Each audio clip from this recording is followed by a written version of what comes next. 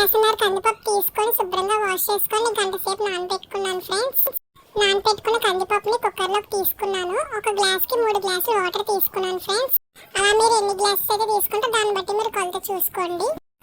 ముందుగా కట్ చేసి పెట్టుకుని ఒక పెద్ద సైజ్ ఆనియన్ తీసుకున్నాను. అలానే 4 పచ్చిమిరపకాయలు తీసుకున్నాను.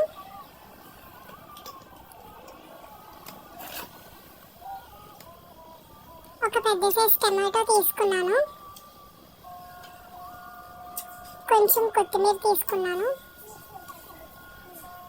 ఒక చిన్న స్పూన్తో పసుపు యాడ్ చేసుకున్నాను. అలానే ఒక స్పూన్ కారం, రుచికి సరిపడా ఉప్పు. ఇదంతా ఒకసారి కలుపుకొని కుక్కర్ పై మూత పెట్టుకొని స్టవ్ పైన పెట్టుకొని 4 విజిల్స్ వేయించుకున్నాను.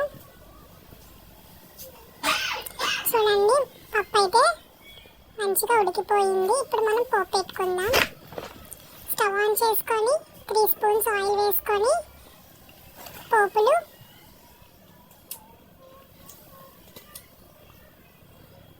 వెల్లుల్లిపాయలు, ఎండుమిరపకాయలు, కరివేపాకు వేసుకున్నాను. స్టవ్ ఆఫ్ చేసుకొని ఆ పోపుని పప్పులో కలిపేసుకున్నాను. ఎంతో రుచికరమైన పప్పు రెడీ. అన్నంలో కలుపుకొని తినేయండి ఫ్రెండ్స్. Bye friends.